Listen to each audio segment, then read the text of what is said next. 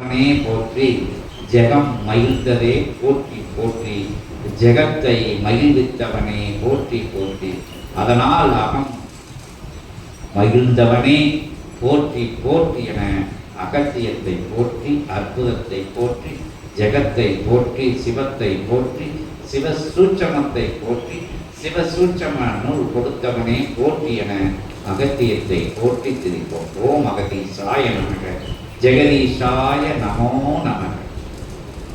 ஆதவனவன் ஒருபுறம் தன் பணிநிலை உதிச்செழுந்து துவங்காத அருள் வேளையதை தன்னருள் பிரபஞ்ச மகாசபை பிரம்ம முகூர்த்த நாழிகை பொழுதாக மாற்றி அமர்ந்து அருளாற்றல் கொண்ட தன் சீழர்களோட்டு உயர் தவம் கொண்ட சித்தனே, உன் தவநிலைக்குள் இருந்து அருள் புனர்ஜென்ம கோமாதா பூஜை கண்டவன் வந்தமர்ந்தோம்.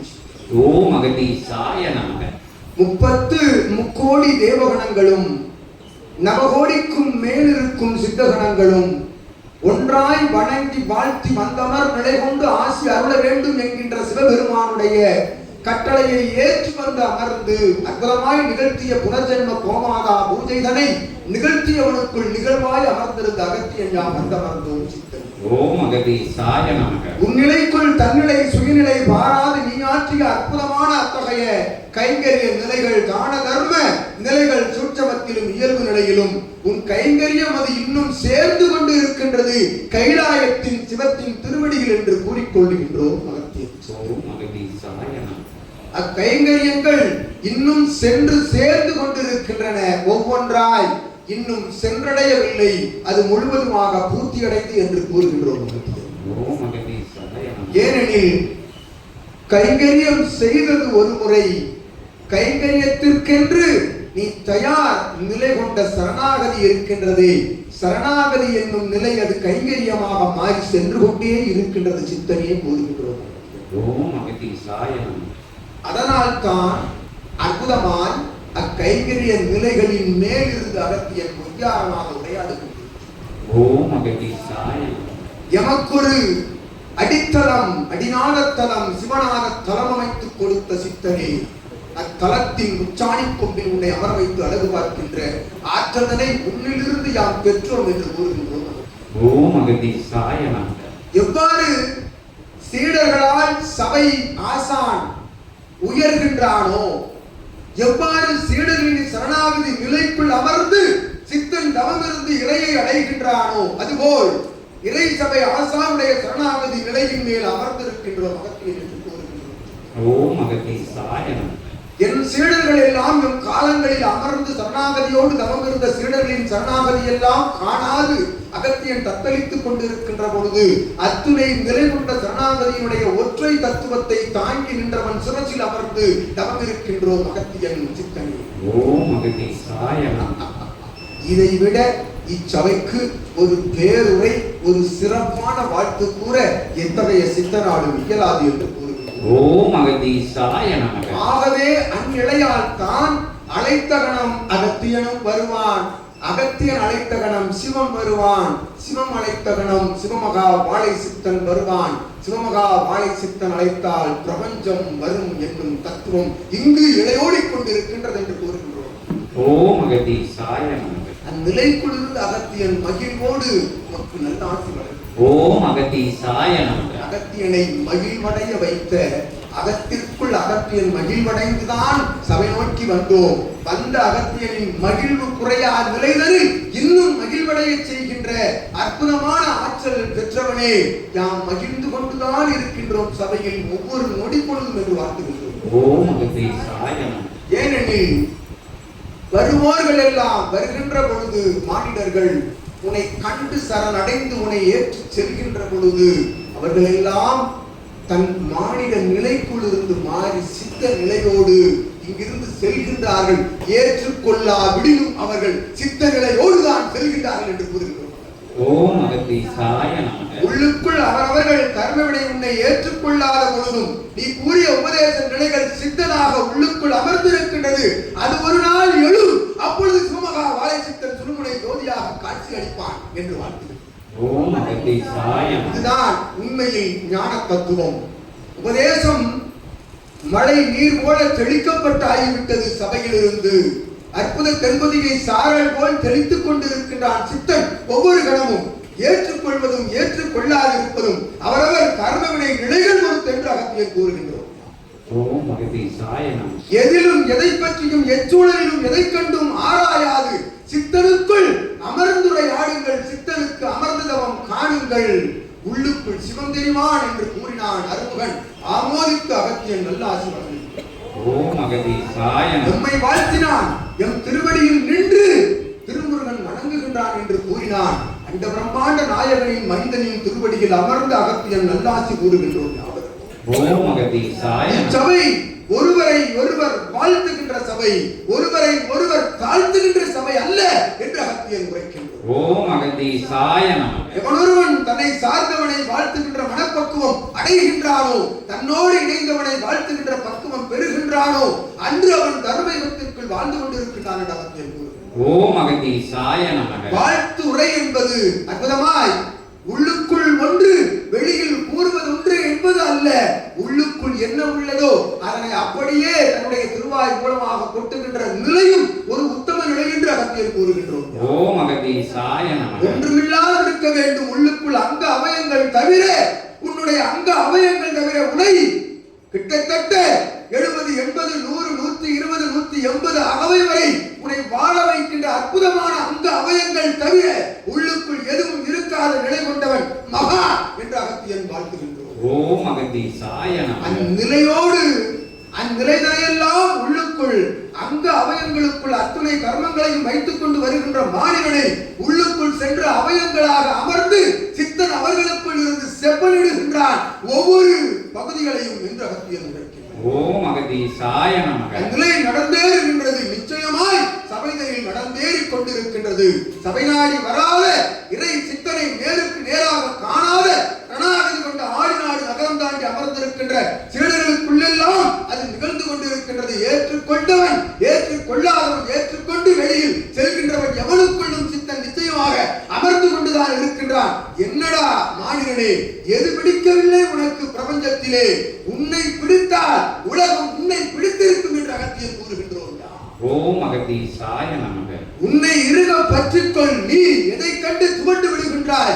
எதை கண்டு சபையிலிருந்து வெளியில் செல்கின்றாய்? சித்தனிடமிருந்து வெளியில் செல்கின்றாய். சித்தனிடம் என்ன இல்லை உன்னிடம் கொடுப்பதற்கு என்று அகத்தியன் விடுகின்றோம். ஓம் அகதீசாய நமக. அவனிடம் உள்ள அத்துணையும் சித்தன் தாரை வார்த்து விட்டான். பிரபஞ்சத்திற்கு தொட்டி கிடக்கின்றது 11,000 யுக புண்ணியம் சித்தன் திருவடியில். அவன் திருவடி தொட வேண்டாம், திருவடியை வணங்கினில் புண்ணியம் உன்னை வந்தடையும் என்று அகத்தியர் கூறுகின்றோம்.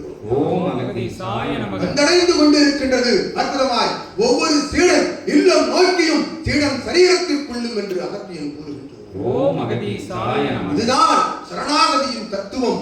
ஞானத்தை பிரிதொரு முறையாக ஞானத்தை பகிர்ந்தளிக்கின்ற தத்துவம் என்று கூறுகின்றோம். ஓம் அகதீசாய நமக. ஒரு வாழ்கின்ற குருவிற்குள் இருக்கின்ற அத்துணை ஆற்றல்களையும் எவனொருவன் பிரபஞ்சத்திற்காக தாரை வார்க்கின்றவனோ அவன்தான் சிவம் என்று அகத்தியன் உரைக்கின்றான். ஓம் அகதீசாய நமக. அவன்தான் சிவம். சிவத்திற்குள் என்ன இருக்கும், பூஜ்யம் இருக்கும், என்ன இல்லை அவனிடம் கொடுப்பதற்கு ஆராய்ந்து பாருங்கள் என்று அகத்தியன் உரைக்கின்றான்.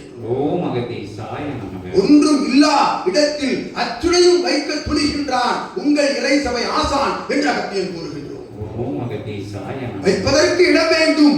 அவன் கரம் வைப்பதற்கு இடம் வேண்டும். அவன் கரம் வைப்பதற்கு உன் சரீரத்திற்குள் கர்மம் விடுபட வேண்டும். கரம் வைத்தால் விடுபடும், கரம் வைக்க இடம் கொடுத்தால் அது விடுபட்டே என்று அகத்தியன் உரைக்கின்றோம்.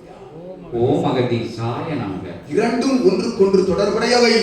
அவனை வணங்கினால் கர்மம் விலகும், அவனை வாழ்த்தினால் கர்மம் உன்னை விட்டு அகலும் என்று கூறுகின்றோம். ஓம் அகதீசாய நமக. விலகி நிற்பதும் அகன்று விடுவதும் இரண்டுக்கும் வேறுபாடுகள் உள்ளன என்று அகத்தியர் கூறுகின்றோம். ஓம் அகதீசாய நமக. விலகி நின்ற கர்மாக்கர்மனை வந்தடையாது இருக்க நீ வாழ்த்திக் கொண்டே இரு, பிரபஞ்சத்திற்கு கொடை கொடுத்துக் கொண்டே இரு என்று அகத்தியர் உரைக்கின்றோம். கொடை என்பது என்ன? அருள் கொடை வழங்கும் அற்புத பாவசாப விமோசனம் வழங்கும் பிரபஞ்ச மகாசபை பற்றியும் சித்தன் பற்றியும் ஒருவரிடமாவது ஒரு நாள் நீ உரையாடினால் உன்னிடம் கர்மம் அகன்றுவிடும் என்று அகத்தியர் உரைக்கின்றோம். இந்நிலையை ஒவ்வொரு சித்தகணமும் ஒவ்வொரு சச்சங்க பெருவிழாக்களிலும் அகத்தியன் உள்ளிட்ட சிவமகா வாழை சித்தன் உள்ளிட்ட கணங்கள் எல்லாம் உரைத்துக் கொண்டிருக்கின்றன. இது காட்டிலும் இதை காட்டிலும் ஞான உபதேசம் எங்கு சென்று பெற முடியும்? எங்காவது அழைத்து சென்று இதை காட்டிலும் உயர் ஞான உபதேசம் கூறினான் ஒருவர் என்று வந்து கூறுங்கள். அகத்தியன் இடமாறி கண்புதியை தளத்தில் உச்சாணி கொண்டு சென்று அமர்ந்து கொள்கின்றோம். ஓம் அகதீசாய நமக. இதைத்தான் சித்தன் உரையாடுகின்றான். ஒவ்வொரு கணமும் உரையாடுகின்றான். நேருக்கு நேராக மட்டுமல்ல, சூட்சமமாக உரையாடுகின்றான் ஒவ்வொரு சீடனுக்குள்ளும். ஓம் அகதீசாய நமக. நீ அமர்ந்திருக்கின்ற பொழுது, அது இல்லவாக இருந்த பொழுதும், பணி செய்கின்ற தலமாக இருந்த பொழுதும், ஒரு கணம் கண்மூடுகின்ற பொழுது நீ சிவமகா வாழை சித்தன் சரீரமாக உருவமாக அவனாக நீ மாறுகின்ற ஆற்றலை பெறுகின்றாய் என்றால் நீ சித்தன் என்று வாழ்த்துகின்றோம். ஓம் அகதீசாய நமக. நீ சித்தன் என்று அகத்தியன் வாழ்த்து. அவனாக மாறி அமர்ந்து பார். அவனாக மாறி அமர்வதற்கு முயற்சி செய்து பாருங்கள்.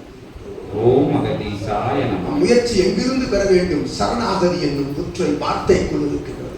அடிபணிவு சரணாகதி விட்டுக் கொடுக்கின்ற பக்குவம் தீதும் நன்றும் எவரும் கொடுப்பதில்லை, எம்மாதான் என்று உணர்ந்து அமர்ந்து நீ தவத்தில் அமர்ந்து பார். நீ எங்கு செல்கின்றாய் என்பதை அகத்தியல் கூறுகின்றோம்.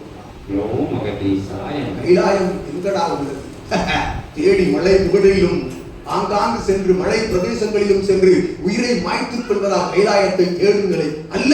உனக்குள் அமர்ந்திருக்கின்றான் சிவம். அவன் அமர்ந்திருக்கின்ற உன் சரீரம் கைலாயம். உன் சிரசுதான் ஆகாயம். உள்ளுக்குள் பஞ்சபூதங்கள் இருக்கின்றது. உணர்ந்து பார். பிண்டத்தை கடந்து பார். அண்டம் உனக்குள் அடங்கும் என்று அகத்தியல் கூறுகின்றோம். ஓம் அகதீசாய நமக. இவைதான் இறை உபதேசம். இதுதான் இறை உரையாடல். இதை காட்டிலும் இறை உரையாடுகின்ற தலம் எங்கு உள்ளதோ கூறுங்கள். அகத்தியன் அங்கு சென்று பணியாற்றுகின்றோம். ஓம் அகதீசாய நமக. என்னும் நிலைதனை அகத்தியன் எவ்வாறு இச்சபையில் இருந்து மட்டும் உரைக்க முடியும்? அகத்தியனுக்கு தலம் கொடுத்த தலத்திலிருந்து தானடா அகத்தியன் தடம் பதித்து உரையாட முடியும். ஓம் அகதீசாய நமக. நாடக நிலை போல், நடன நர்த்தன நிலை கொண்ட தலங்கள் போல் தோன்றும். இது எங்கிருந்தும் கற்றுக்கொண்டு வரப்பட்டதோ? எத்தனை ஆண்டு காலம் சபை இருந்திருக்கின்றது. சித்தனும் சீடனும் எங்காவது சென்று வந்தார்களா? எங்கு செல்ல முடியும்? எங்கு சென்று கற்க முடியும்? எங்கு சென்று இந்நிலையை பெற முடியும்? சென்று பாருங்கள், பயணித்து வாருங்கள். இன்றிலிருந்து ஒரு 2 திங்கள் 3 திங்கள் இருக்கின்ற சித்த ஜீவ சமாதி பீடங்களுக்கெல்லாம் ஆலயங்களுக்கெல்லாம் சென்ற அருள் சொற்பொழிவு மொழிகளை எல்லாம் கேட்டுவிட்டு வாருங்கள். இது போன்ற உபதேச நிலைகள் எவனாவது உரைத்தானேயாய் அவன் திருநாவில் சென்ற அகத்தை அமர்ந்து விடுகின்றோம். ஓம் அகதீசாய நமக. பக்குவம் பெற்றவன் ஞானி. பக்குவத்தை கற்றுக் கொடுப்பவன் சித்தன் என்று கூறுகிறார். ஓம் அகதீசாய நமக. அத்தகைய பக்குவம் என்கின்ற வார்த்தையை தன் சரீரமாக ஏற்று வளர்ந்திருக்கின்றவன் தான் உங்கள் பிரபஞ்ச மகா அகத்திய வாழை சித்த சபையினுடைய வாழும் இறை ஆசான் என்று வாழ்த்தி அமர்கின்றோம். ஓம் அகதீசாய நமக. ஓம் அகதீசாய நமக. ஓம் அகதீசாய நமக. இன்புற்று வாழ்க. அகத்தியமே ஜெயம். ஆனந்தமே அகத்தியம். அகத்திய பெருமான் புகழ்வாட அண்ட சராசரமும் காத்து நிற்கி ஆண்டோர் சான்றோர் எல்லாம் இறையாளர்கள் எல்லாம் இறை கணங்கள் எல்லாம் காத்து நிற்கி அகத்திய பெருமான் இங்க வந்து போற்றி புகழ்ந்துகிட்டு இருக்காரு. எதுக்காகன்னா நம்ம மாறணும், யுகம் மாறணும், தர்ம யுகமா மலரணும் அப்படிங்கிற ஒரே நிலைக்காக தான் இந்த ஆர்ப்பாட்டம், இந்த ஆரவாரங்கள் எல்லாம். யுகம் மாறணும், யுகம் மாறணும்னா நம்ம மாறணும், நம்ம மாறினா தான் யுகம் மாறும் அப்படிங்கிற சொல்லி மாறலைன்னா மாற்றிடுவாங்க. தர்ம யுகத்தில் இருந்து மாற்று யுகத்துக்கு மாறி போயிடுவீங்க. திருப்பி பெறப்படுத்த வேண்டியது வரும். திருப்பி நீங்கள் சுழல வேண்டியது வரும். சுழல் மையத்துக்குள்ளே வாங்க அப்படின்னு அகத்திய பெருமான் அழைக்காங்க. வேற்று மையத்துக்குள்ளே போயிடாதங்க, அதெல்லாம் வேற இருக்க படம் இருக்கு அப்படின்னு இங்கே சூட்சமாக சபையில் சொல்லிக்கிட்டு இருக்காங்க. நடந்துக்கிட்டு இருக்கு, பணி நடந்துக்கிட்டு இருக்கு, யுகம் மாறிக்கிட்டு இருக்கு. இங்கே வர்றவங்கெல்லாம் தர்ம யுகத்துக்குள்ளே வந்திருக்காங்க. வினைகள் சூழ்ந்திருந்த போதும் அகத்திய பெருமான் சொன்ன மாதிரி சபையை சித்தனை இந்த சிவசூட்சமத்தை யாரும் தெரிஞ்சுக்கிடாம இருந்தாலும் கூட இங்கே கொடுக்கப்பட்ட உபதேசங்கள் அவங்களோட சிந்தைக்குள்ள போய் அவங்கள படிப்படியாக புண்ணியவான்களாக அவங்களோட பாவத்தை அகற்றக்கூடிய நிலையாக ஏதோ ஒரு சந்தர்ப்பத்தில் திருப்பி அவங்க பயணப்படுவாங்க. அவங்க நிலையில் சபையோட சேரும். சபைன்னா இங்கதான் வந்துதான் அவங்க மாறணும்னு இல்லை, அவங்க இல்லமே சபையா மலரக்கூடிய வரத்தை இங்க கொடுத்துருக்காங்க சித்தர்கள். அவங்க வந்து வீட்டையவும் கிளை சபை அமைக்கணுமா, அங்க போகணுமா, இங்க போகணுமா, இல்லை உனக்குள்ளேயே நீ தான் சபை அப்படிங்கிறான் கடைசியில. நீ மாறு, வீடு சரியில்லை, பொண்டாட்டி சரியில்லை, புருஷன் சரியில்லை, பிள்ளைகள் சரியில்லை, வீடு வசதி இல்லை, வீட்டில் வந்து தியானம் பண்ண முடியாது, விளக்கு ஏற்ற முடியாது அப்படின்னு இங்கே வருது. இங்கே சொல்லுதாங்க, ஒன்றும் ஏற்ற வேண்டாம், நீ மாறு, நீ தான் சபை அப்படின்னு சொல்றதை இன்னும் இப்போ வந்து இல்லத்தை சொன்னது, இப்போ நீ மாறு, நீ தான் சபை அப்படின்னு வந்து இப்போ சித்தர்கள் சூட்சமத்தில் சொல்ல ஆரம்பிச்சிட்டாங்க. உனக்குள் விளக்கேற்று, நீ இயல்பில் கூட விளக்கேற்ற முடியலைன்னா உனக்குள்ள உட்காந்து விளக்கேற்று, பிரபஞ்ச மகா நேரமான அந்த பிரம்மமூர்த்த நாளைய பொழுத உட்கார்ந்து செயலாற்று, உன் பணி தொடரட்டும், இவன் மாற்றம் நிகழும். உனக்குள்ள நிகழையில இல்லம் கட்டாயம் மாறிடும். உன்னோட புண்ணியம் இல்லம் பூரா சூழும். கணவனுக்கோ மனைவிக்கோ குழந்தைகளுக்கோ சுற்றார்களுக்கோ பக்கத்தில் இருக்கிறவங்களுக்கோ மாறி உனக்கு உட்கார்ந்து தவம் இருக்கிறதுக்கு அவங்க இடம் அமைச்சு கொடுத்துருவாங்க. அப்போ அவங்க மாறையில பக்கத்தில் உள்ள ஆட்கள் மாறுவாங்க. புரியுதா? அப்போ புண்ணியங்கள் உங்களை சூழ்ந்துடும், இடரின்னர்கள்லாம் சூழ்ந்துடும். எத்தனையோ குடும்பங்கள்ல மனைவி சொன்னபடி ஏற்க மாட்டாங்க. இப்போ இயல்பாகி போச்சு, அது சொன்னபடி ஏற்க மாட்டாங்க. கணவன் வந்து ரொம்ப தகாத செயல்கள் செய்தாங்க. எல்லா விஷயங்களும் இப்போ நடந்தேறி வருது. பிள்ளைகள் சொன்னபடி கேட்க மாட்டேங்கு. அந்த வயது வந்த உடனே அது அப்பா அம்மா மதிக்க மாட்டேங்கு அப்படிங்கிற சொற்றொடர்லாம் வந்து விழுந்துக்கிட்டே இருக்கு இந்த யுகத்தில், மாற்று யுகத்தில். அவங்களுக்கெல்லாம் அவங்கள மாற்றுவாங்க, நீங்க மாறுங்க, அவங்க மாறிடுவாங்க, உங்க புண்ணியம் அவங்களுக்கு படர்ந்துடும் அப்படின்னு சொல்லப்படுது. பிறகு அவங்க வந்து நீங்க நினைச்ச மாதிரி மாறி வரையில உங்க குடும்பம் சுபீட்சம் அடைஞ்சிரும். நீங்களும் பிறகு இறை சபையோட அங்கத்தினர்களாம் நம்ம குடும்பத்தில் உள்ளவங்களாம் இங்கே கூட்டு வந்துருந்தாங்க. அப்படி நிகழ்வுகள் இங்கே நடந்துக்கிட்டு இருக்கு. எதுக்கும் பயப்படாம அகத்தியர் வாக்க வந்து ஜெகத்திய வாக்கா வச்சு சிறப்பாக பயணப்படுங்க. அங்கே போகிறேன் இங்கே போகிறேன், அங்கே சொல்லுவாங்க அகத்திய பெருமான் சொன்ன மாதிரி அந்த மலைமுகட்டுக்கு போனேன், அங்கே ஒரு கோயில் இருக்கு, இங்கே ஒரு கோயில் இருக்கு, பாதாள லோகத்துக்குள்ள ஒரு கோயில் இருக்கு, அப்படியெல்லாம் போய் ரொம்ப காசை விரயமாக்கி கடன் வாங்கி காலத்தை விரயமாக்கி அலையாதங்க.